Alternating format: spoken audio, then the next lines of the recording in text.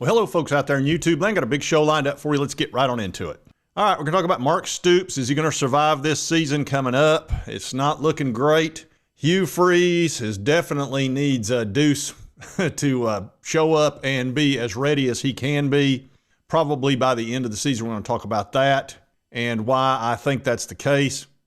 And then Tennessee, we're going to talk about the portal and the needs that they've got, who they've already added, who they've lost, and so on. So there's a lot going on.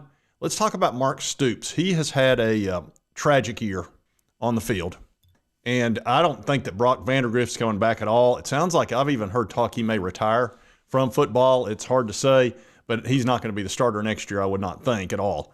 And they have brought in a quarterback, and I'll show you this right here. This is Zach Calzada, who is, not a great quarterback. But I guess is he going to be the backup? I don't know. Gavin Wimsatt has already left. He was sort of running quarterback they had gotten from Rutgers. And unfortunately for Kentucky, their best players are leaving. Dane Key, who's a great wide receiver, he's already committed to Nebraska. Berrien Brown, who's the fastest guy they got on the team, he's heading to LSU. They did have a nice pickup in Kendrick Law, who they got from Alabama. That's a good, solid fast wide receiver, and J.J. Hester, who's a decent wide receiver. They've got him listed as 3-star. Kendrick Law is listed as a 4-star, but he was a really high-ranked high school player. He just wasn't utilized at Alabama very much. And it sounds like they're going to go with Cutter Boley. Now, I know quite a bit about him. He's a young man out of Kentucky.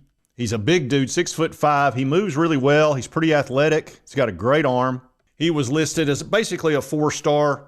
And he was very interested in coming to play for Tennessee, but at the time they were recruiting George McIntyre and Deuce Knight at the same time.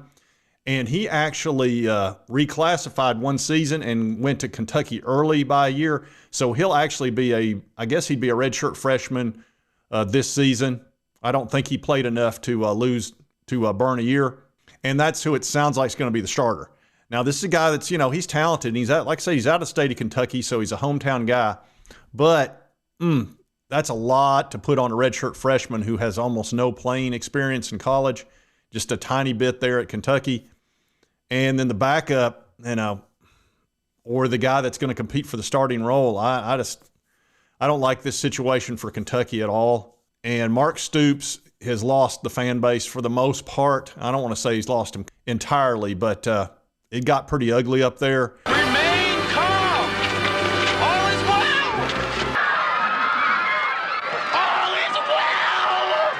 Towards the end, that Louisville game that stunk for Kentucky. And you're seeing a lot of this online.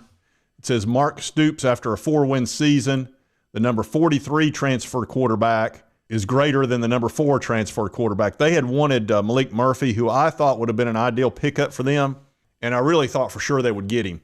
That did not happen. I mean, they've got really the starting role available. I don't know how you just hand it over to Cutter Boley as a fairly untested redshirt freshman when Malik Murphy had led Duke to a fine season and is a heck of an athlete.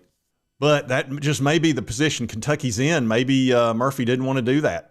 And I can understand that because Mark Stoops is in a bad spot, and so is Kentucky.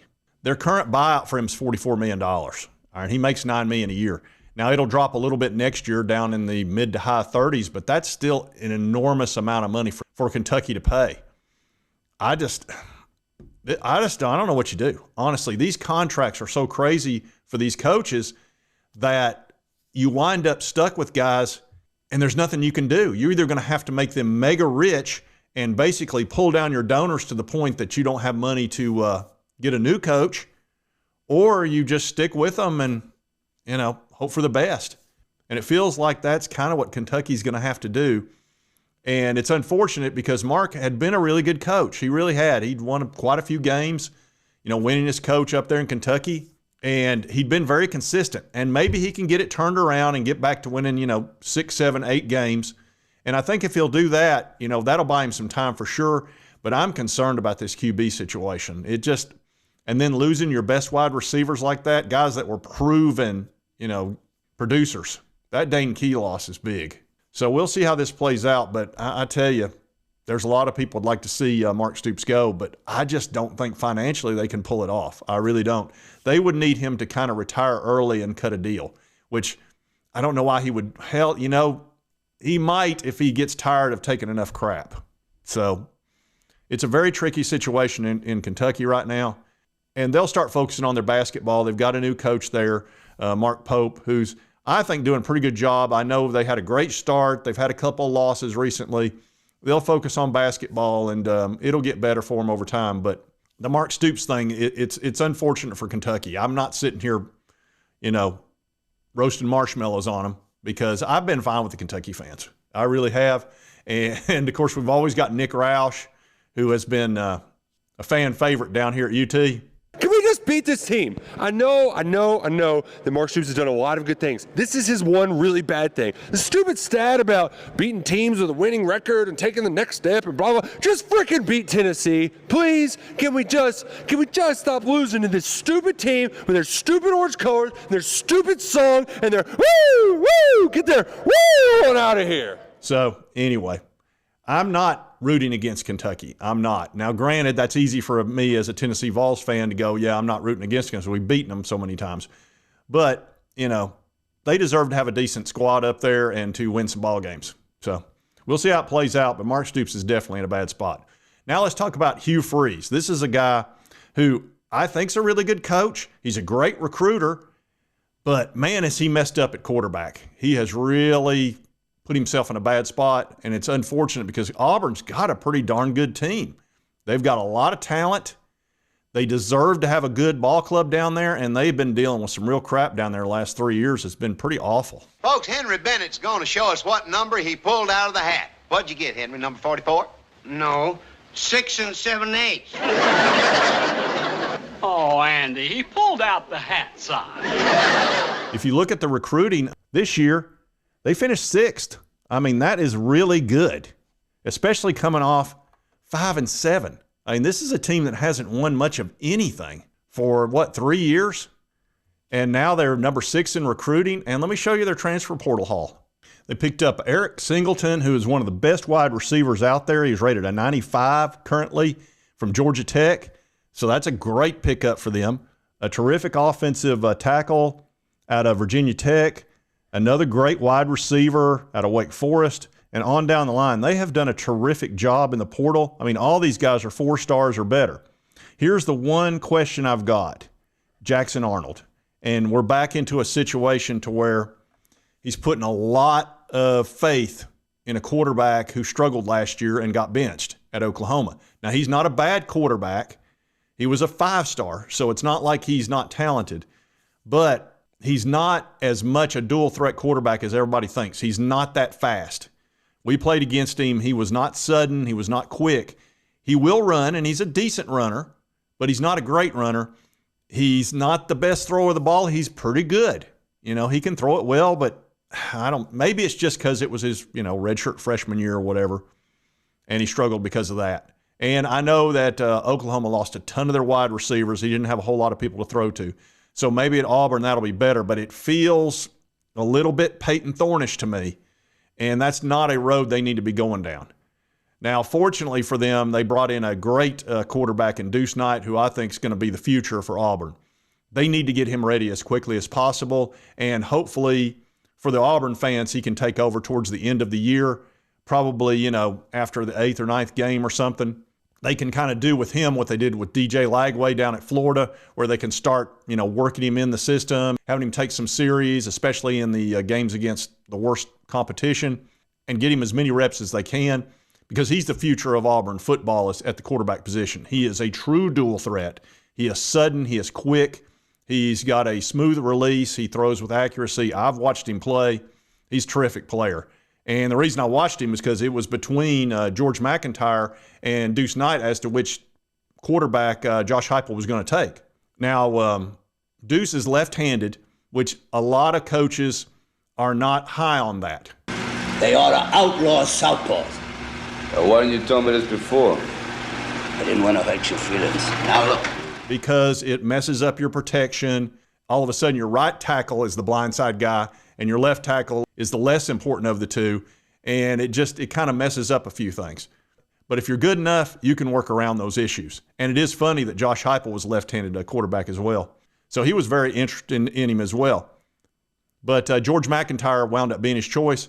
And Deuce committed to Notre Dame, and then Auburn said, hey, we need you, and probably did a little bit of that and brought him to Auburn. And that may save Hugh Freeze's job because his buyout's not going to be that bad after this year. It's currently $20 million. At the end of the next season, it'd be like probably 13, something like that, maybe 14 at most, that sounds like a lot, but in 2024, that's not a big buyout. Ask Texas A&M if that's a lot. They paid Jimbo $73 million. There you go. Thank you, sir. There you go. There you go.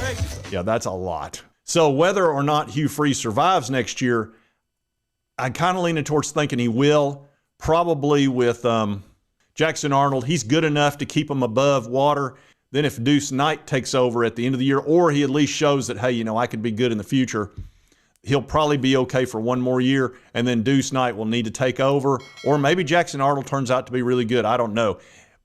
I would think if that happened, Deuce might transfer, or vice versa. If Deuce takes over, then Jackson would transfer, which is either one could happen. You're not going to have two starting quarterbacks sitting right there. I just don't see that. And Jackson Arnold's got a lot of eligibility left.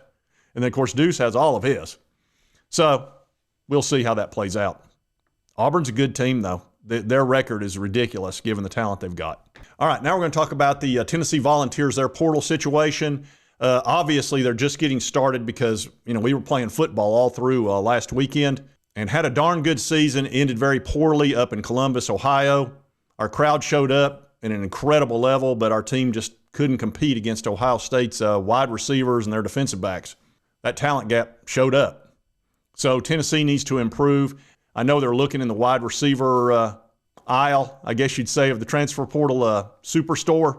And there's a lot of teams that they'll be looking at wide receivers as well that are currently playing that will have a bunch of guys enter the portal because, remember, there's still 8 clubs out. The best 8 clubs are still out there. Well, not the best because there's a couple of them there and there shouldn't be. But there'll be a bunch of those guys enter the portal because they realize, crap, I'm not going to get to play. And a lot of them will be 4 stars, and some of them might even be 5 stars. So there's going to be wide receivers out there for the Vols to pick up. And that may be what Josh Heupel's waiting on. He's only picked up one guy so far, and he's got a history of doing a really good job with that. Picked up an inside offensive lineman in Wendell Moe, which is a nice pickup. He's very good against pass protection. We've had a bunch of guys transfer out. Gaston Moore is one that I took notice to. Gaston was our backup last year. He's been with Heupel since day one when he was at UCF. And I'm happy for Gaston to be able to transfer and go somewhere and get to – I want to see how the guy plays. He only got to play one half of football this year in Mississippi State. He was like 6 for 8 and played a solid game. I think he's a decent player. I really do. And I'd like to see him go to a small school, actually get to be a starter, and let's see how he does. I'm not going to get on a guy leaving when he was probably going to be 3rd string because we've got Jake Merklinger, who will be a redshirt freshman. He's going to be the backup. He was a big-time 4-star. And then you got George McIntyre coming in, another big-time 4-star. So, he was getting squeezed out. And Gaston deserves to play football. Had some other guys that are transferring out that weren't getting to play. Christian Harrison was starting to really show out a little bit. But, he's a guy that's good enough. He can play somewhere. And he was still going to be a backup. Cam Selden was a disappointment. This guy's unbelievable athlete, freak athlete. And we got him out of Virginia. That was a big get. He was almost a 5-star, but he just couldn't get on the field. Just couldn't do it. Nathan Leacock was another big-time recruit. He's a guy that flew up the boards towards the end and was a big-time 4-star. He just couldn't get on the field either. So both those guys are going to go somewhere and get to play. Nate Spillman, Edwin is his brother. He's a terrific linebacker at Tennessee. We'll see Edwin, don't you worry. Nate needs to go somewhere where he gets to play. Chaz Nimrod, you could tell it just wasn't going to work out long-term here. He's a very talented athlete. He can play somewhere else, so I'm happy for him to get that opportunity. And then here's a low 3-star quarterback, and he's a good dual-threat quarterback. He needs to go to a small school where he gets to play. Here's a couple of disappointments. Jalen Smith was going to get to play some, but we kind of recruited over him. We brought in some big-time linebackers this year, and I probably saw the handwriting on the wall, and he's going to Mississippi State where he's going to get to play. Jordan Matthews, the exact same situation. This was a big-time 4-star, a big get. He just could not get on the field. He's headed to Vanderbilt. I think he'll get to play a lot. And then a couple other guys. Caleb Webb, we got to see him play a little bit. He will definitely play quite a bit for Maryland. Bison Lang, he's not made a choice yet. He saw that he was getting squeezed out. And then Keith, who's a huge running back, but he just didn't quite fit our system, I don't think, and he will play somewhere. So it feels like we're probably going to pick up a couple of playmakers at wide receiver to go along with Mike Matthews and Braylon Staley and Squirrel White. Probably, I would expect that. I'd also expect another offensive lineman or two, possibly a defensive tackle, and I could see us going for a big-time running back to pair with Peyton Lewis. Not unlike what Ohio State did. You know, they had a great running back, and they went and got Judkins. That way they've got two, and we need to pair Peyton Lewis with another big-time running back. But look for a lot of movement over the next few weeks from Josh Heupel in the transfer portal. And he's done a good job in the past, so look for that to happen. He's just really getting rolling now. Because, look, the season's over for Tennessee now as far as football is concerned, so now it's time to go shopping. And I'm sure Josh is trying to fill his buggy as we speak. So anyway, I did want to cover those three teams today. And if you like this content, be sure to hit that like button. Let's me know. Continue to cover all these big college sports stories. If you've not subscribed, boom, boom, boom. Hit this little button right here. Won't cost you a dime. Help you get my videos. And right over here is the most recent video. YouTube thinks you'll enjoy. We'll see you next time on Sports Talk Jay.